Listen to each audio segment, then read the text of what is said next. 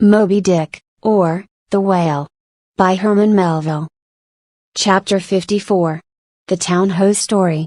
As told at the Golden Inn, the Cape of Good Hope, and all the watery region round about there, is much like some noted four corners of a great highway, where you meet more travelers than in any other part. It was not very long after speaking the Goni that another homeward-bound whaleman, the Town Ho, was encountered. She was manned almost wholly by Polynesians. In the short gam that ensued she gave us strong news of Moby Dick. To some the general interest in the white whale was now wildly heightened by a circumstance of the Town Ho's story, which seemed obscurely to involve with the whale a certain wondrous, inverted visitation of one of those so-called judgments of God which at times are said to overtake some men. This latter circumstance, with its own particular accompaniments, forming what may be called the secret part of the tragedy about to be narrated, never reached the ears of Captain Ahab or his mates. For that secret part of the story was unknown to the captain of the Town Ho himself. It was the private property of three Confederate white seamen of that ship, one of whom, it seems, communicated it to Tashko with Romish injunctions of secrecy, but the following night Tashko rambled in his sleep, and revealed so much of it in that way, that when he was wakened he could not well withhold the rest. Nevertheless, so potent an influence did this thing have on those seamen in the Pequod who came to the full knowledge of it, and by such a strange delicacy, to call it so, were they governed in this matter, that they kept the secret among themselves so that it never transpired abaft the Pequod's mainmast. Interweaving in its proper place this darker thread with the story as publicly narrated on the ship, the whole of this strange affair I now proceed to put on lasting record.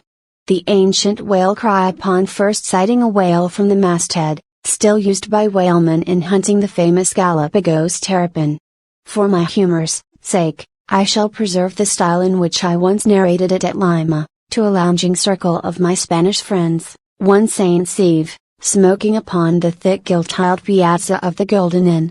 Of those fine cavaliers, the young Dons, Pedro and Sebastian, were on the closer terms with me, and hence the interluding questions they occasionally put, and which are duly answered at the time.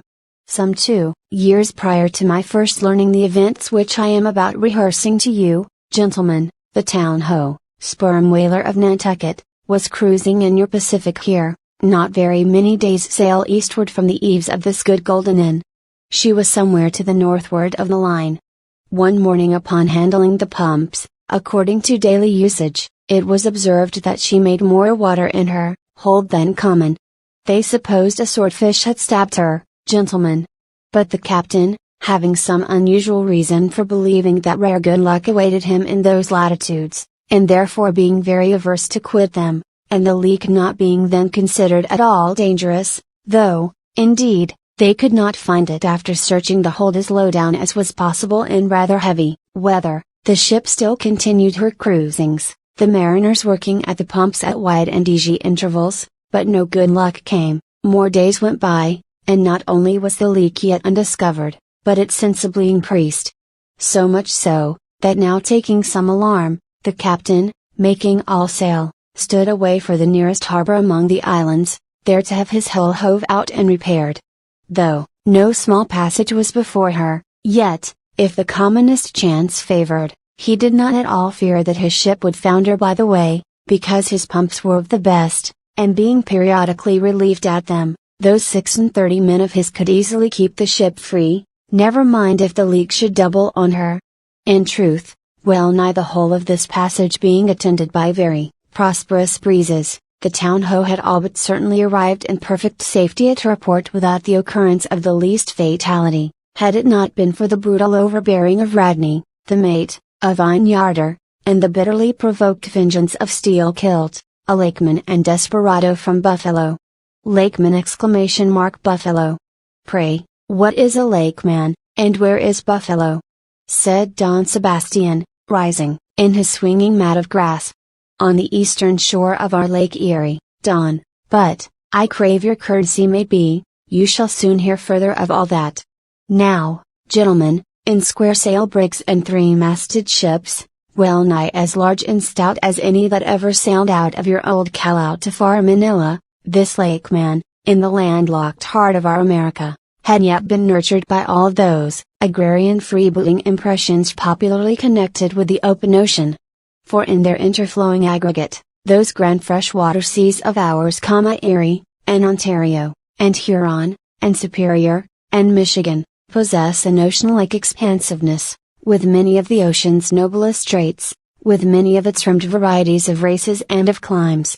They contain round archipelagos of romantic isles, even, as the Polynesian waters do, in large part, are shored by two great contrasting nations. As the Atlantic is, they furnish long maritime approaches to our numerous territorial colonies from the east, dotted all round their banks, here and there are frowned upon by batteries, and by the goat-like craggy guns of lofty Mackinac. They have heard the fleet thunderings of naval victories, at intervals.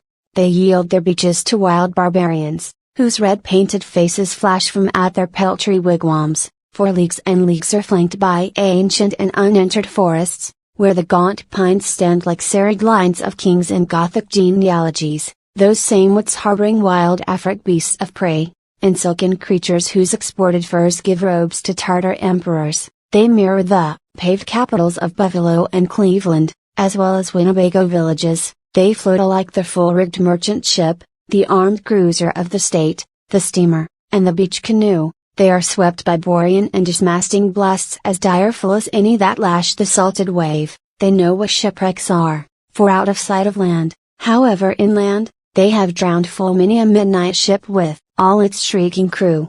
Thus, gentlemen, though an inlander, Steelkilt was wild ocean born, and wild ocean nurtured, as much of an audacious mariner as any.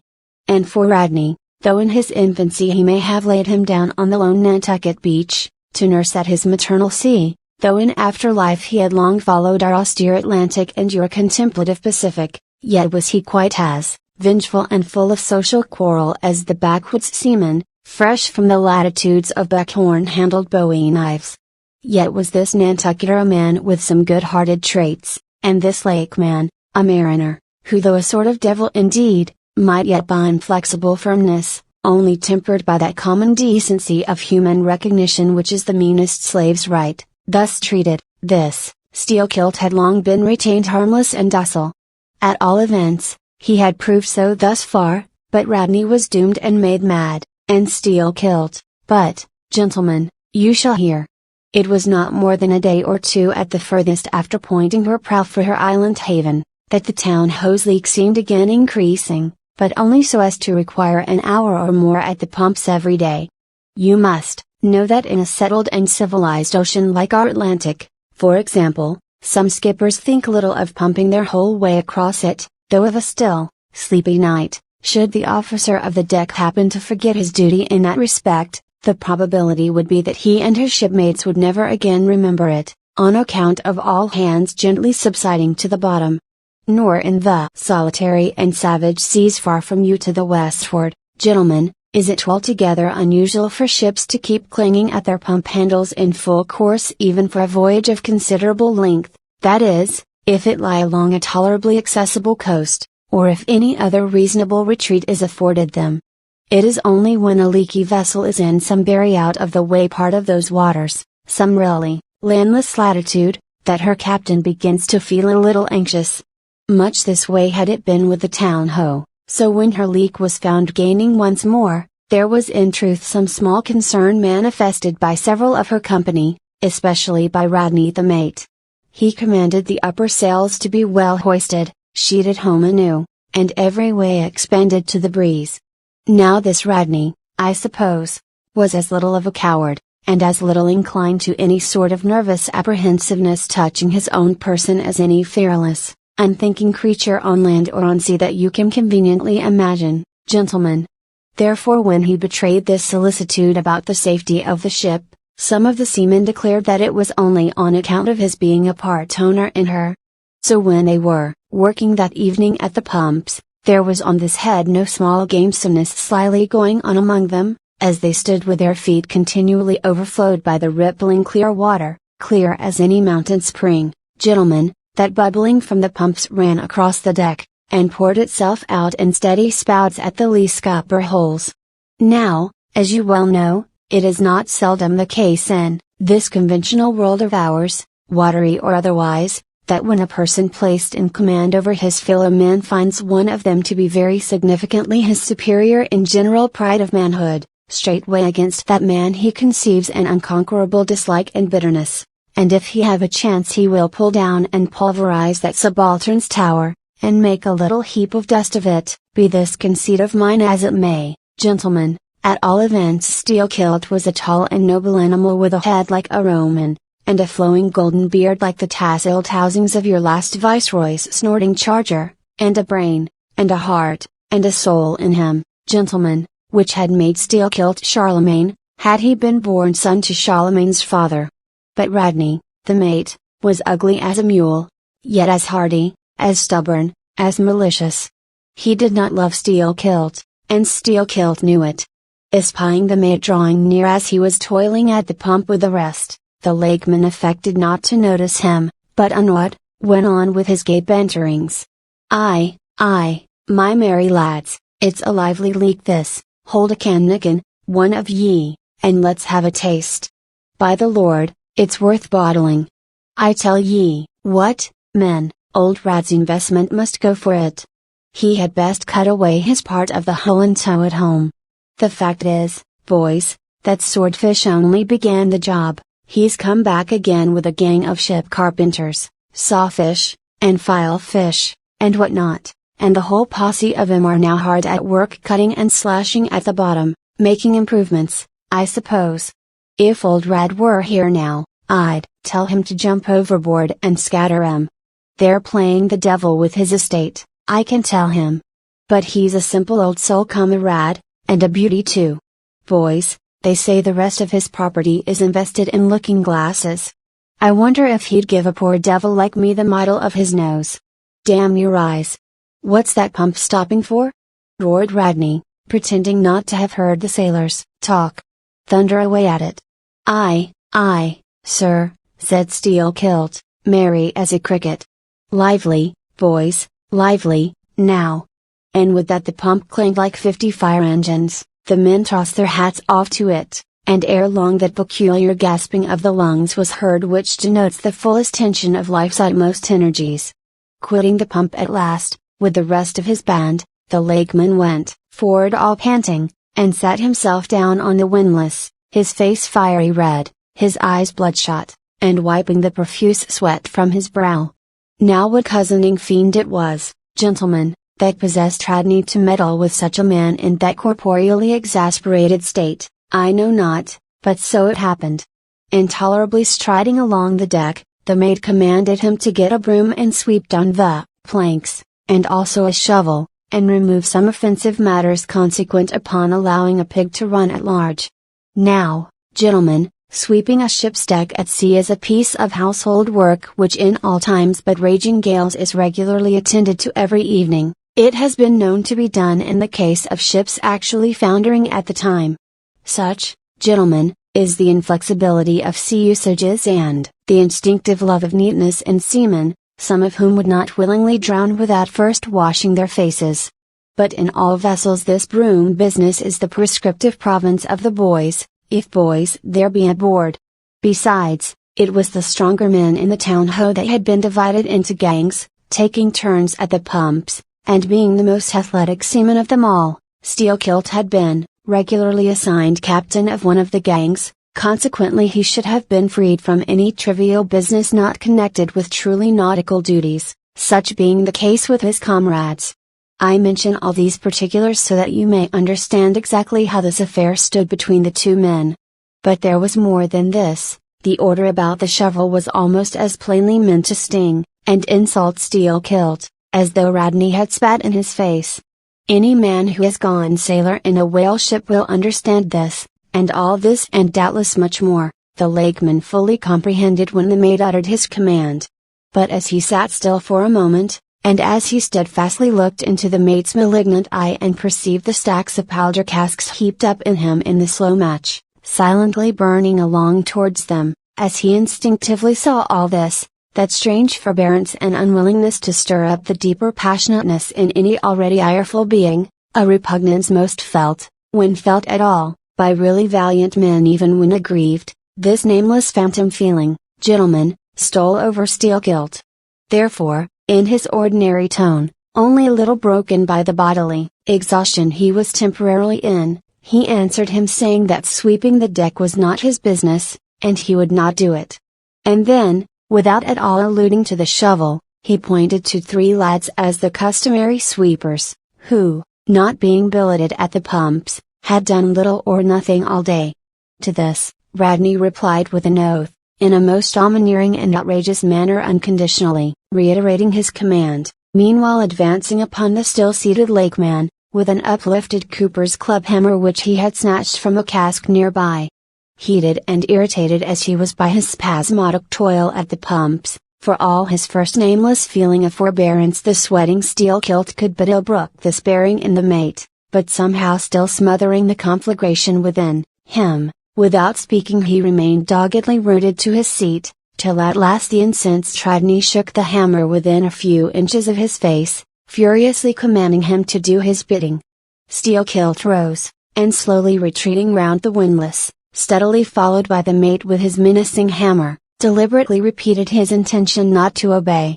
Seeing, however, that his forbearance had not the slightest effect, by an awful and unspeakable intimation with his twisted hand he warned off the foolish and infatuated man, but it was to no purpose. And in this way the two went once slowly round the windlass, when, resolved at last no longer to retreat, bethinking him that he had now forborne as much as comported with his humor, the lakeman paused on the hatches and thus spoke to the officer: "Mr. Radney, I will not obey you. Take that hammer away, or look to yourself." But the predestinated mate, coming still closer to him, where the lakeman stood fixed, now shook the heavy hammer within an inch of his teeth, meanwhile repeating a string of insufferable maledictions. Retreating not the 1,000th part of an inch, stabbing him in the eye with the unflinching poniard of his glance, Steelkilt, clenching his right hand behind him and creepingly drawing it back, told his persecutor that if the hammer but grazed his cheek he, Steelkilt, would murder him. But, gentlemen, the fool had been branded for the slaughter by the gods. Immediately the hammer touched the cheek, the next instant the lower jaw of the mate was stove in his head, he fell on the hatch spouting blood, like a whale. Ere the cry could go aft, Steelkilt was shaking one of the backstays leading far aloft to where 2 of his comrades were standing their mastheads. They were both cannelers. "Cannelers!" cried Don Pedro. "We have seen many whale ships in our harbors, but never heard of your cannelers." "Pardon, who and what are they?" "Cannelers, Don, are the boatmen belonging to our Grand Erie Canal. You must have heard of it." "Nay, Signor, hereabouts in this dull, warm, most lazy, and hereditary land, we know but little of your vigorous north." "Aye? Well then, Don, refill my cup. Your chich is very fine, and ere proceeding further I will tell you what our cannelers are, for such information may throw sidelight upon my story. For 360 miles, gentlemen, through the entire breadth of the state of New York, through numerous populous cities and most thriving villages, through long, dismal, uninhabited swamps, and affluent, cultivated fields, unrivaled for fertility, by billiard room and bar room, through the holy of holies of great forests, on Roman arches over Indian rivers, through sun and shade, by happy hearts or broken, through all the wide, contrasting scenery of those noble Mohawk counties, and especially, by rows of snow-white chapels, whose spires stand almost like milestones, flows one continual stream of Venetianly corrupt and often lawless life. There's your true Ashanti, gentlemen, there howl your pagans, where you ever find them, next door to you, under the long-flung shadow, and the snug patronizing lee of churches. For by some curious fatality, as it is often noted of your metropolitan freebooters that they ever encamp around the halls of justice, so sinners, gentlemen, most abound in holiest vicinities. Is that a friar passing?" said Don Pedro, looking downwards into the crowded plaza, with humorous concern. "Well, for our northern friend, Dame Isabella's Inquisition wanes in Lima," laughed Don Sebastian. "Proceed, Signor." "A moment. Pardon!" cried another of the company. "In the name of all us Limas, I but desire to express to you, Sir Sailor, that we have by no means overlooked your delicacy in not substituting present Lima for distant Venice in your corrupt comparison. Oh! Do not bow and look surprised, you know the proverb all along this coast, corrupt as Lima. It but bears out your saying, too, churches more plentiful than billiard tables, and forever open, and corrupt as Lima. So, too, Venice, I have been there, the holy city of the blessed evangelist, Saint Mark Saint Dominic, purge it. Your cup. Thanks, here I refill, now, you pour out again. Freely depicted in his own vocation, gentlemen, the Canneller would make a fine dramatic hero, so abundantly and picturesquely wicked is he, like Mark Antony, for days and days along his green-turfed, flowery Nile, he indolently floats, openly toying with his red-cheeked Cleopatra, ripening his apricot thigh upon the sunny deck. But ashore, all this effeminacy is dashed. The brigandish guise which the Canneller so proudly sports, his slouched and gaily ribboned hat betoken his grand features, a terror to the smiling innocence of the villages through which he floats. His swart visage and bold swagger are not unshunned in cities. Once a vagabond on his own canal, I have received good turns from one of these Cannellers, I thank him heartily, would fain be not ungrateful, but it is often one of the prime redeeming qualities of your man of violence, that at times he has as stiff an arm to back a poor stranger in a strait, as to plunder a wealthy one. In sum, gentlemen, what the wildness of this canal life is emphatically evinced by this, that our wild whale fishery contains so many of its most finished graduates, and that scarce any race of mankind, except Sydney men, are so much distrusted by our whaling captains. Nor does it at all diminish the curiousness of this matter, that to many thousands of our rural boys and young men born along its line, the probationary life of the Grand Canal furnishes the sole transition between quietly reaping in a Christian cornfield, and recklessly plowing the waters of the most barbaric seas. I see! I see! Impetuously exclaimed Don Pedro, spilling his chicha upon his silvery ruffles. No need to travel. The world's one Lima. I had thought, now, that at your temperate north the generations were cold and holy as the hills. But the story I left off, gentlemen, where the lakeman shook the backstay. Hardly had he done so, when he was surrounded by the 3 junior mates and the 4 harpooneers, who all crowded him to the deck. But sliding down the ropes like baleful comets, the 2 Cannellers rushed into the uproar, and sought to drag their man out of it towards the forecastle. Others of the sailors joined with them in this attempt, and a twisted turmoil ensued, while standing out of harm's way, the valiant captain danced up and down with a whale pike, calling upon his officers to manhandle that atrocious scoundrel, and smoke him along to the quarter-deck. At intervals, he ran close up to the revolving border of the confusion, and prying into the heart of it with his pike, sought to prick out the object of his resentment. But Steelkilt and his desperadoes were too much for them all. They succeeded in gaining the forecastle deck, where, hastily slewing about 3 or 4 large casks in a line with the windlass, these Sea Parisians entrenched themselves behind the barricade. "Come out of that, ye pirates!" roared the captain, now menacing them with a pistol in each hand, just brought to him by the steward. "Come out of that, ye cutthroats!" Steelkilt leapt on the barricade, and striding up and down there, defied the worst the pistols could do, but gave the captain to understand distinctly, that his, Steelkilt's, death would be the signal for a murderous mutiny on the part of all hands. Fearing in his heart lest this might prove but too true, the captain a little desisted, but still commanded the insurgents instantly to return to their duty. "Will you promise not to touch us, if we do?" demanded their ringleader. Turn to exclamation mark. "I make no promise semicolon to your duty. Do you want to sink the ship, by knocking off at a time like this? Turn to." And he once more raised a pistol. "Sink the ship?" cried Steelkilt. "Aye, let her sink. Not a man of us turns to, unless you swear not to raise a rope yarn against us. What say ye, men?" turning to his comrades. A fierce cheer was their response.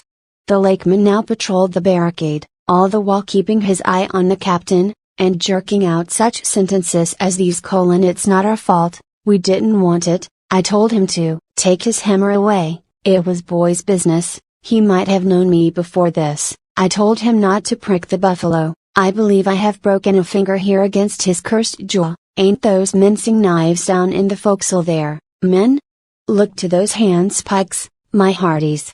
Captain, by God, look to yourself, say the word, don't be a fool, forget it all, we are ready to turn to, treat us decently, and we're your men, but we won't be flogged. Turn to. I make no promises, turn to, I say. Look ye, now," cried the lakeman, flinging out his arm towards him, "there are a few of us here, and I am one of them, who have shipped for the cruise, G.C., now as you well know, sir, we can claim our discharge as soon as the anchor is down, so we don't want a row, it's not our interest, we want to be peaceable, we are ready to work, but we won't be flogged. Turn to," roared the captain. Steelkilt glanced round him a moment, and then said: "I tell you what it is now, Captain, rather than kill ye, and be hung for such a shabby rascal, we won't lift a hand against ye unless ye attack us, but till you say the word about not flogging us, we don't do a hand's turn. Down into the forecastle then, down with ye, I'll keep ye there till you're sick of it. Down ye go. Shall we?" cried the ringleader to his men. Most of them were against it, but at length, in obedience to Steelkilt, they preceded him down into their dark den, growlingly disappearing, like bears into a cave. As the lakeman's bare head was just level with the planks, the captain and his posse leapt the barricade, and rapidly drawing over the slide of the scuttle, planted their group of hands upon it, and loudly called for the steward to bring the heavy brass padlock belonging to the companionway. Then opening the slide a little, the captain whispered something down the crack, closed it, and turned the key upon them, 10 in number, leaving on deck some 20 or more, who thus far had remained neutral. All night a wide-awake watch was kept by all the officers, forward and aft, especially about the forecastle scuttle and fore hatchway, at which last place it was feared the insurgents might emerge, after breaking through the bulkhead below. But the hours of darkness passed in peace, the men who still remained at their duty toiling hard at the pumps, whose clinking and clanking at intervals through the dreary night dismally resounded through the ship. At sunrise the captain went forward, and knocking on the deck, summoned the prisoners to work, but with a yell they refused. Water was then lowered down to them, and a couple of handfuls of biscuit were tossed after it, when again turning the key upon them and pocketing it, the captain returned to the quarter-deck. Twice, every day for 3 days this was repeated, but on the fourth morning a confused wrangling, and then a scuffling was heard, as the customary summons was delivered, and suddenly 4 men burst up from the forecastle, saying they were ready to turn to. The fetid closeness of the air, and a famishing diet, united perhaps to some fears of ultimate retribution, had constrained them to surrender at discretion. Emboldened by this, the captain reiterated his demand to the rest, but Steelkilt shouted up to him a terrific hint to stop his babbling and betake himself where he belonged. On the 5th morning 3 others of the mutineers bolted up into the air from the desperate arms below that sought to restrain them. Only 3 were all left. "Better turn to, now?" said the captain with a heartless jeer. "Shut us up again, will ye?" cried Steelkilt. "Oh certainly," said the captain, and the key clicked. It was at this point, gentlemen, that enraged by the defection of 7 of his former associates, and stung by the mocking voice that had last hailed him, and maddened by his long entombment in a place as black as the bowels of despair, it was then that Steelkilt proposed to the 2 cannelers, thus far apparently of one mind with him, to burst out of their hole at the next summoning of the garrison, and armed with their keen mincing knives, long, gracenic, heavy implements with a handle at each end, run amuck from the bowsprit to the taffrail, and if by any devilishness of desperation possible, seize the ship. For himself, he would do this, he said, whether they joined him, or not. That was the last night he should spend in that den. But the scheme met with no opposition on the part of the other 2, they swore they were ready for that, or for any other mad thing, for anything in short but a surrender. And what was more, They each insisted upon being the first man on deck, when the time to make the rush should come. But to this their leader as fiercely objected, reserving that priority for himself, particularly as his two comrades would not yield, the one to the other, in the matter, and both of them could not be first, for the latter would but admit one man at a time. And here, gentlemen, the foul play of these miscreants must come out. Upon hearing the frantic project of their leader, each in his own separate soul had suddenly lighted, it would seem, upon the same piece of treachery, namely, to be foremost in breaking out, in order to be the first of the three, though the last of the 10, to surrender, and thereby secure whatever small chance of pardon such conduct might merit. But when Steelkilt made known his determination still to lead them to the last, they in some way, by some subtle chemistry of villainy, mixed their before secret treacheries together, and when their leader fell into a doze, verbally opened their souls to each other in 3 sentences, and bound the sleeper with cords, and gagged him with cords, and shrieked out for the captain at midnight. Thinking murder at hand, and smelling in the dark for the blood, he and all his armed mates and harpooneers rushed for the forecastle. In a few minutes the scuttle was opened, and, bound hand and foot, the still struggling ringleader was shoved up into the air by his perfidious allies, who at once claimed the honor of securing a man who had been fully ripe for murder. But all these were collared, and dragged along the deck like dead cattle, and, side by side, were seized up into the mizzen rigging, like 3/4 of meat, and there they hung till morning. "Damn ye," cried the captain, pacing to and fro before them, "the vultures would not touch ye, ye villains." At sunrise he summoned all hands, and separating those who had rebelled from those who had taken no part in the mutiny, he told the former that he had a good mind to flog them all round, thought, upon the whole, he would do so, he ought to, justice demanded it, but for the present, considering their timely surrender, he would let them go with a reprimand, which he accordingly administered in the vernacular. "But as for you, ye carrion rogues," turning to the 3 men in the rigging, "for you, I mean to mint ye up for the trypots," and, seizing a rope, he applied it with all his might to the backs of the 2 traitors, till they yelled no more, but lifelessly hung there, heads sideways, as the 2 crucified thieves are drawn. "My wrist is sprained with ye," he cried, at last, "but there is still rope enough left for you, my fine bantam, that wouldn't give up." Take that gag from his mouth, and let us hear what he can say for himself. For a moment the exhausted mutineer made a tremulous motion of his cramped jaws, and then painfully twisting round his head, said, in a sort of hiss, "What I say is this, and mind it well, if you flog me, I murder you. Say ye so? Then see how ye frighten me," and the captain drew off with the rope to strike. "Best not," hissed the lakeman. "But I must," and the rope was once more drawn back for the stroke. Steelkilt here hissed out something, inaudible to all but the captain, who, to the amazement of all hands, started back, paced the deck rapidly 2 or 3 times, and then suddenly throwing down his rope, said, "I won't do it, let him go, cut him down, d'ye hear?" But as the junior mates were hurrying to execute the order, a pale man, with a bandaged head, arrested them, Radney the chief mate. Ever since the blow, he had lain in his berth, but that morning, hearing the tumult on the deck, he had crept out, and, thus far had watched the whole scene. Such was the state of his mouth, that he could hardly speak, but mumbling something about his being willing and able to do what the captain dared not attempt, he snatched the rope and advanced to his pinioned foe. "You are a coward!" hissed the lakeman. "So I am, but take that." The mate was in the very act of striking, when another hiss stayed his uplifted arm. He paused, and then pausing no more, made good his word, spite of Steelkilt's threat, whatever that might have been. The 3 men were then cut down, all hands were turned to, and, sullenly worked by the moody seamen, the iron pumps clanged as before. Just after dark that day, when one watch had retired below, a clamor was heard in the forecastle, and the 2 trembling traitors running up, besieged the cabin door, saying they durst not consort with the crew. Entreaties, cuffs, and kicks could not drive them back, so at their own instance they were put down in the ship's run for salvation. Still, no sign of mutiny reappeared among the rest.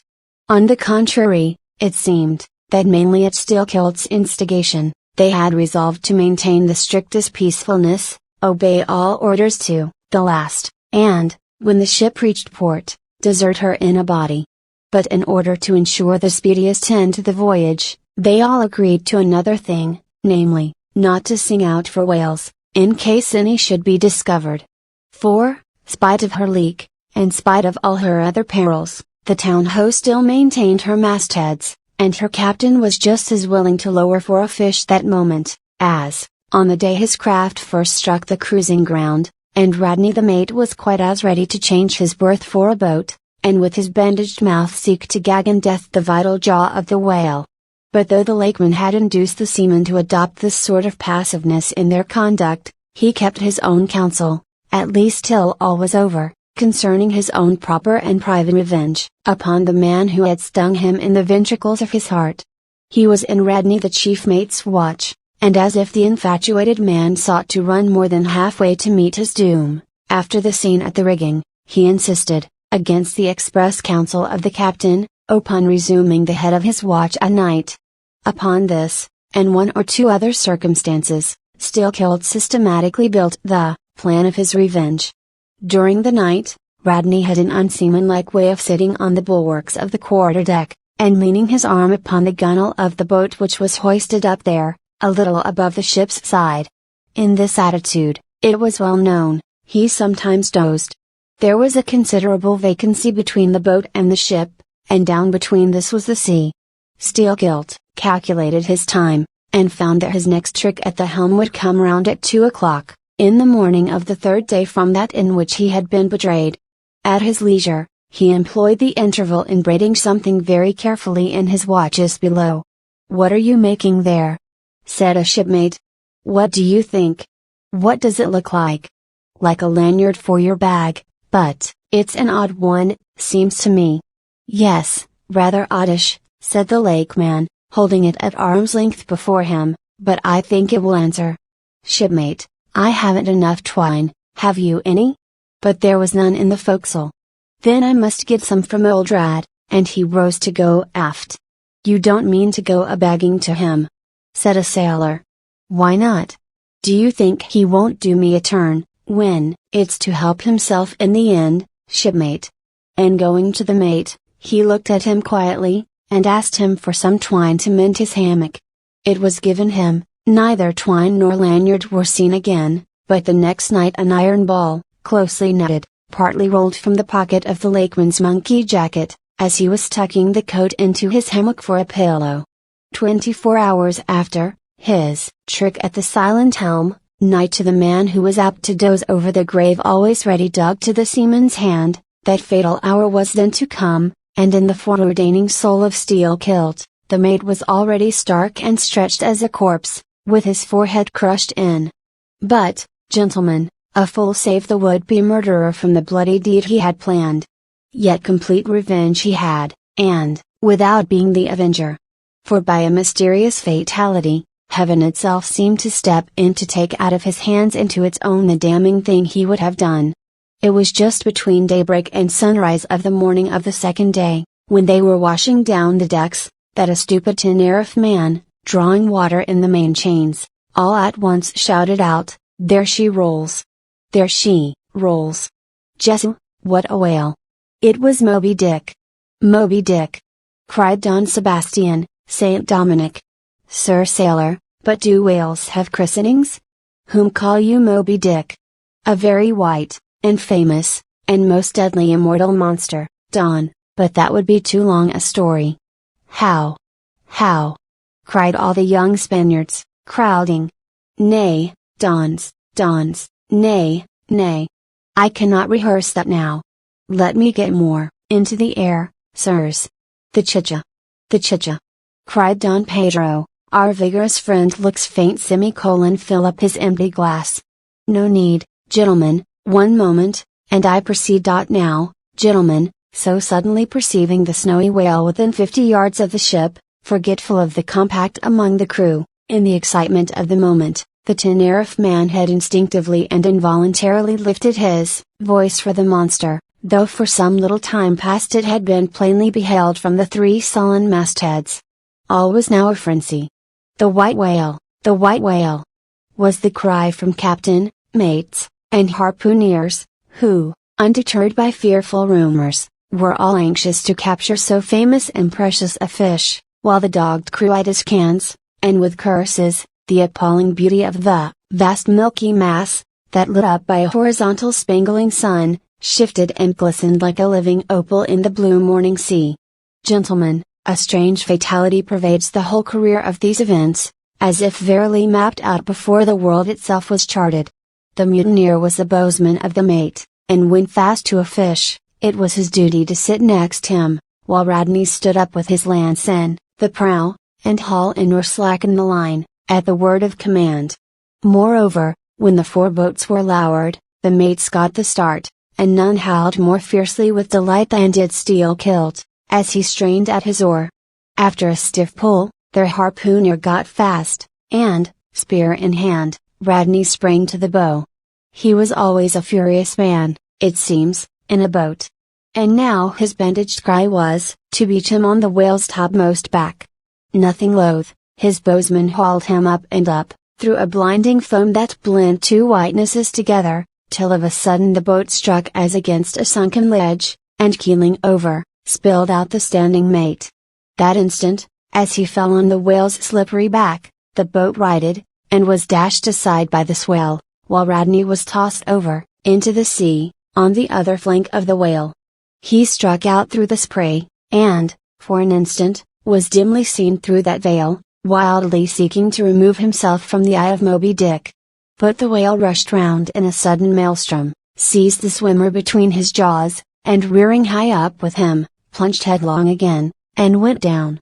Meantime, at the first tap of the boat's bottom, the lakeman had slackened the line, so as to drop astern from the whirlpool, calmly looking on, he thought his own thoughts.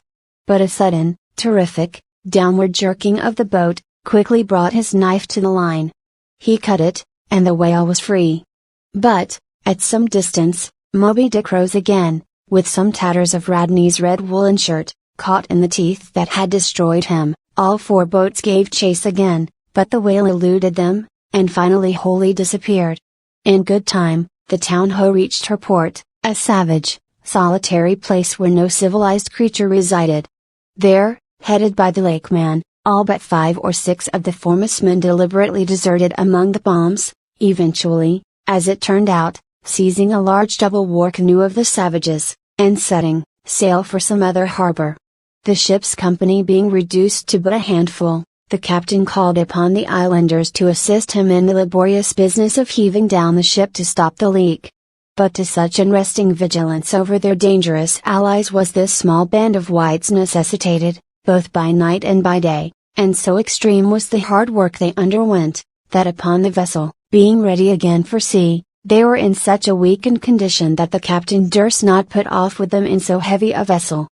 After taking counsel with his officers, he anchored the ship as far offshore as possible, loaded and ran out his 2 cannon from the bows, stacked his muskets on the poop, and warning the islanders not to approach the ship at their peril, took 1 man with him, and, setting the sail of his best whaleboat, steered straight before the wind for Tahiti, 500 miles distant, to procure a reinforcement to his crew. On the 4th day of the sail, a large canoe was descried, which seemed to have touched at a low isle of corals. He steered away from it, but the savage craft bore down on him, and soon the voice of Steelkilt hailed him to heave to, or he would run him under water. The captain presented a pistol. With 1 foot on each prow of the yoked war canoes, the lakeman laughed him to scorn, assuring him that if the pistol so much as clicked in the lock, he would bury him in bubbles and foam. "What do you want of me?" cried the captain. "Where are you bound? And for what are you bound?" demanded Steelkilt. "No lies. I am bound to Tahiti for more men." "Very good. Let me board you a moment, I come in peace." With that he leapt from the canoe, swam to the boat, and climbing the gunwale, stood face to face with the captain. "Cross your arms, sir, throw back your head. Now, repeat after me. As soon as Steelkilt leaves me, I swear to beach this boat on yonder island, and remain there 6 days. If I do not, may lightnings strike me. Pretty scholar, laughed the lakeman. Adios, senor. And leaping into the sea, he swam back to his comrades. Watching the boat till it was fairly beached, and drawn up to the roots of the cocoa-nut trees, Steelkilt made sail again, and in due time arrived at Tahiti, his own place of destination. There, luck befriended him. 2 ships were about to sail for France, and were providentially in want of precisely that number of men which the sailor headed. They embarked, and so forever got the start of their former captain, had he been at all minded to work them legal retribution. Some 10 days after the French ships sailed, the whaleboat arrived, and the captain was forced to enlist some of the more civilized Tahitians, who had been somewhat used to the sea.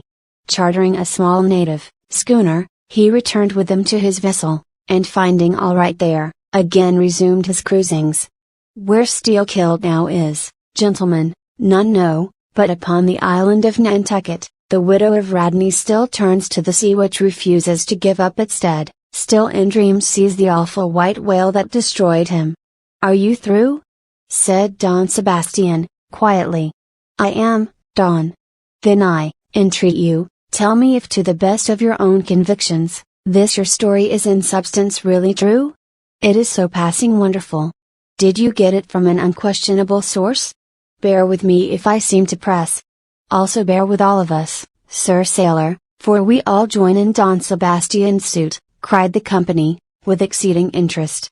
Is there a copy of the Holy Evangelist in the Golden Inn, gentlemen? Nay, said Don Sebastian, but I know a worthy priest nearby, who will quickly procure one for me. I go for it, but are you well advised? This may grow too serious. Will you be so good as to bring the priest also, Don? Though there are no autodafs in Lima now, said one of the company to another, I fear our sailor friend runs risk of the archiepiscopacy. Let us withdraw, more out of the moonlight. I see no need of this. Excuse me for running after you, Don Sebastian, but may I also beg that you will be particular in procuring the largest sized evangelists you can. This is the priest, he brings you the evangelists, said Don Sebastian, gravely, returning with a tall and solemn figure. Let me remove my hat. Now, venerable priest, further into the light, and hold the holy book before me that I may touch it. So help me heaven, and on my honor the story I have told ye, gentlemen, is in substance and its great items, true. I know it to be true. It happened on this wall, I trod the ship,